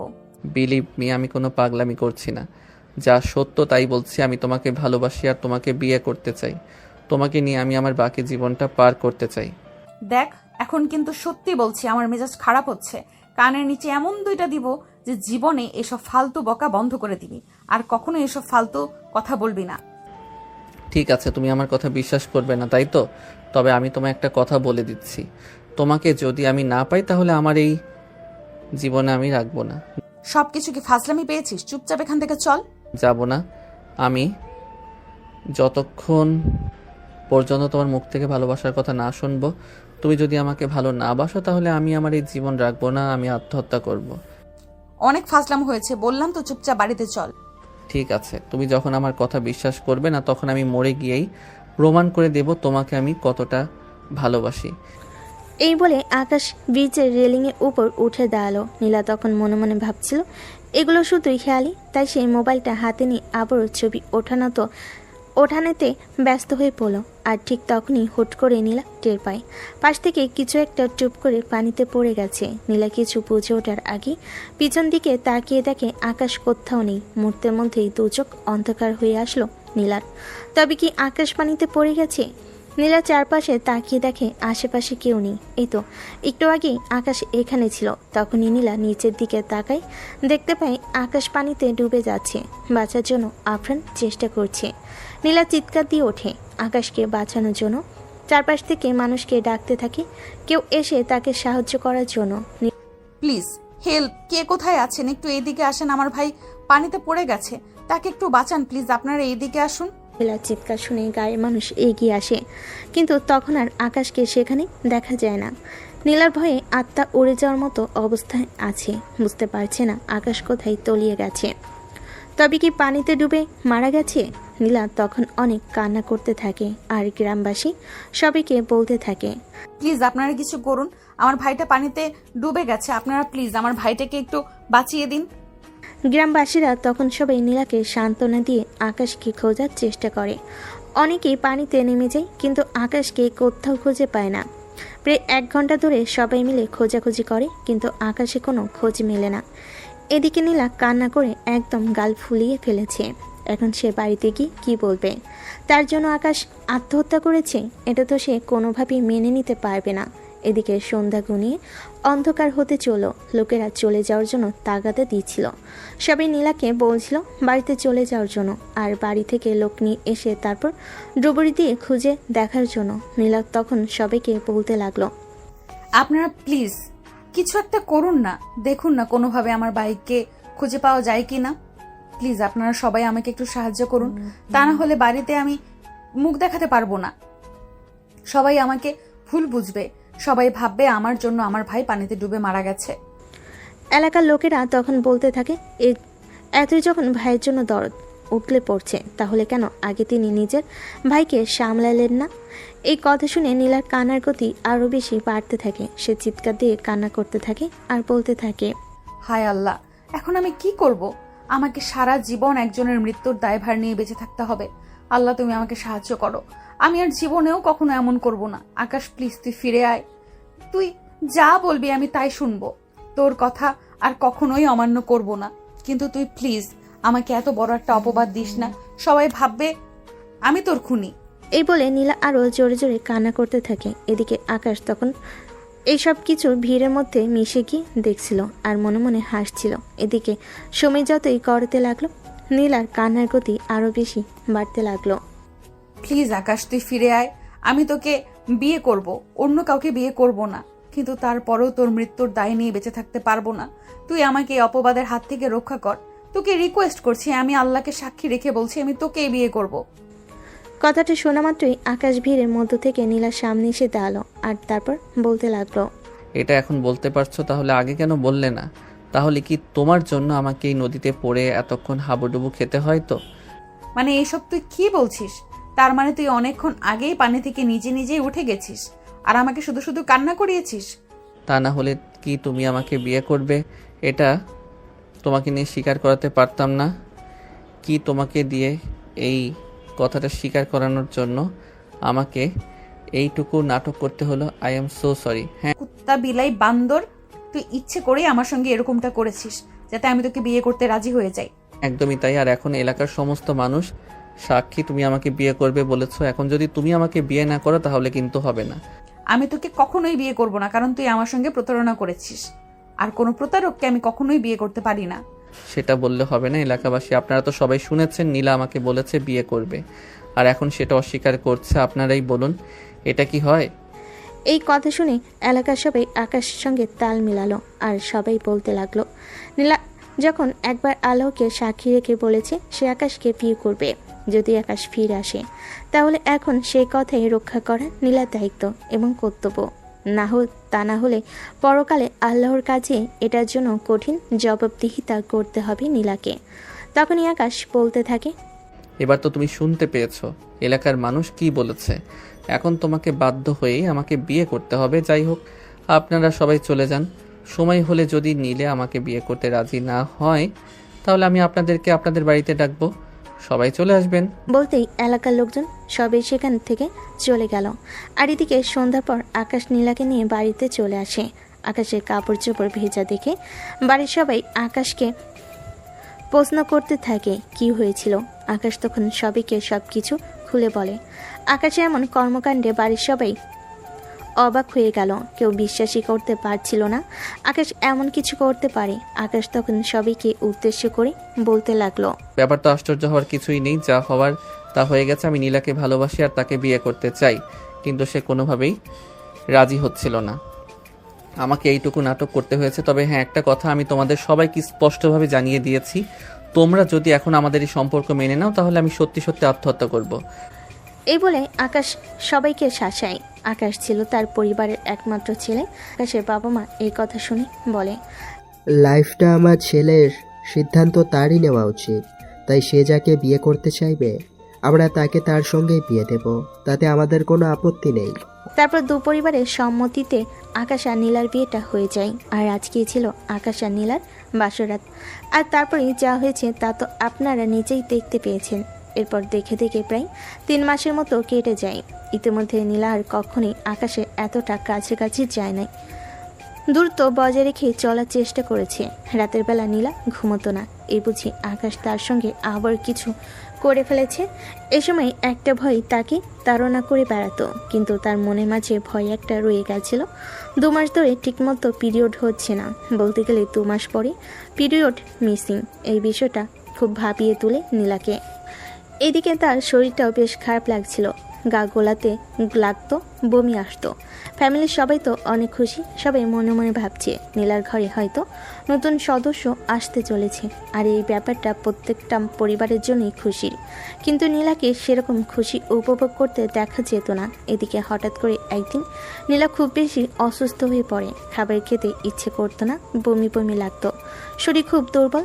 তাই আকাশের আম্মু আকাশকে বলে নীলাকে নিয়ে একবার ডাক্তারের কাছে যাওয়ার জন্য। আকাশ তার আম্মুর কথা মতো নীলাকে নিয়ে ডাক্তারের কাছে চলে গেল। সব কিছু শোনার পর ডাক্তার নীলাকে টেস্ট করাতে বলল। প্রায় 2 ঘন্টা ক্লিনিকে বসে আছে দুজন, কেউ কোনো কথা বলছে না, একদম পিনপতন নীরবতা। কিছুক্ষণ পর টেস্টের রিপোর্ট চলে আসে। আকাশ আর নীলা দুজনেই একসঙ্গে রিপোর্টগুলো নিয়ে ডাক্তারের কেবিনে প্রবেশ করলো। ডাক্তার রিপোর্টগুলো দেখে নীলাকে বলতে লাগলো, কংগ্রাচুলেশনস, আপনারা মা বাবা হতে চলেছেন। কথাটা শুনেই নীলার মাথাটা আরও একেবারে মতো চক্কর দিল। তারপর সে নিজেকে একটু সামলে নিয়ে ডাক্তারকে বলতে লাগলো, আরে এসব আপনি কি বলছেন? আপনাদের কোথাও একটা ভুল হচ্ছে, আমি প্রেগন্যান্ট নই। দেখুন, আমাদের ভুল হতে পারে, কিন্তু আমাদের যন্ত্রাংশে কোনো ভুল হতে পারে না। আমাদের ক্লিনিকের সব কটা মেশিন একদম ঠিক আছে, আর আমরা শিওর হয়েই বলছি আপনি প্রেগনেন্ট। না, এটা হতে পারে না ডাক্তার। যদি আমি প্রেগন্যান্ট হয়েও থাকি তাহলে আমি অ্যাবর্শন করিয়ে ফেলবো। আমি এই বাচ্চা রাখতে চাই না। কথাটা শোনা মাত্রই আকাশ ডাক্তারের সামনে নীলার গালে ঠাস করে একটা চড় মারল। আর তারপর বলতে লাগলো, তোমার সাহস দেখে আমি অবাক হয়ে বাঁচি না। তুমি নিজেকে কি ভেবেছো বলো তো? তুমি আমার সঙ্গে আমার সন্তানকে খুন করে ফেলার কথা বলছো? হ্যাঁ বলছি, কারণ এই সন্তান আমি কোনোদিনও রাখবো না। আমি আমার নিজের ভবিষ্যৎ নষ্ট করতে চাই না। আমি তো বলেছি 6 মাস পর তোকে ডিভোর্স দিয়ে দিব। এখন যদি আমাদের বাচ্চা হয় তাহলে আমি তোকে ডিভোর্স দিতে পারবো না। তাছাড়া গর্ভ অবস্থায় ডিভোর্স কার্যকর নয়। যদি আর একবার তুমি এই কথাটা মুখে উচ্চারণ করেছো তাহলে আমি তোমার 14 গোষ্ঠীকে জেলের ভাত খাইয়ে ছাড়বো। চেনো না তো আমায়? তুমি আমার সন্তানকে হত্যা করবে, তোমার শেষ আমি দেখে নেব। এই বলে আকাশ মুহূর্তের মধ্যেই হসপিটাল থেকে বের হয়ে আসে নীলার সঙ্গে। আর কোনো কথা না বলে সোজা বাসায় চলে আসে। আর নীলার আম্মুকে ফোন দিয়ে বলে, শাশুড়ি আম্মু কান খুলে শুনে রাখুন, আপনার মেয়ে প্রেগনেন্ট, আমার সন্তানের মা হতে চলেছে। এখন আপনার মেয়ে আমার বাচ্চাকে মেরে ফেলতে চায়, অ্যাবর্শন করতে চায়। যদি আমার সন্তানের কিছু হয় তাহলে আমি আপনাদের এমন অবস্থা করব যেটা আপনারা কল্পনাও করতে পারবেন না। আরে, তোমার কি মাথা খারাপ হয়ে গেছে? নীলা কেন অপারেশন করাবে? আমি ওর সঙ্গে কথা বলছি, তুমি কোনো চিন্তা করো না, কিচ্ছু হবে না। এই বলে নীলার আম্মু ফোনটা কেটে দেয়। আর এদিকে নীলা হসপিটাল থেকে বের হয়ে আকাশকে কোথাও দেখতে না পেয়ে সোজা তাদের পাশেই চলে যায়। সেখানে গিয়েও নীলার কোনো ফায়দা হলো না। তার মা আবারও বুঝি এসেছে তাকে আবারও আকাশদের বাড়িতে পাঠিয়ে দিল। মায়ের কথা নীলা মেনে নিতে বাধ্য হলো, কারণ তার মা তাকে স্পষ্ট জানিয়ে দিয়েছে যদি এই বাচ্চাকে সে না মানে তাহলে তার বাবা মাকে স্বীকৃতি দিতে অস্বীকার করবে এবং সমস্ত সম্পত্তি সব আকাশের নামে লিখে দিবে, সব কিছু থেকে নীলাকে বঞ্চিত করবে। তাই নীলা বাধ্য হয়ে আকাশদের বাড়িতে ফিরে আসে। তবে নীলা ফিরে আসার পর আকাশ নীলার সঙ্গে আর কোনো কথা বলে না, চুপচাপ সবসময় নিজের মতো করে থাকে। এই বিষয়টা ইদানিং নীলাকে খুব বেশি কষ্ট দেয়। একই রুমে একই বাড়িতে সারাদিন একই সাথে থাকতে কিন্তু কেউ কারোর সাথে কোনো কথা বলে না। নীলা এই একাকিত্ব আর মেনে নিতে পারছে না। তাই আজ রাতে যখন আকাশ রুমে আসলো তখন নীলা আকাশের সামনে গিয়ে দাঁড়ালো। আকাশের হাত দুটো ধরে বলতে লাগলো, কেন করছো তুমি আমার সঙ্গে এরকম? এভাবে আমাকে অবহেলা করছো? আমি এসব অবহেলার মেনে নিতে পারছি না। প্লিজ তুমি আমার সঙ্গে এরকমটা করো না।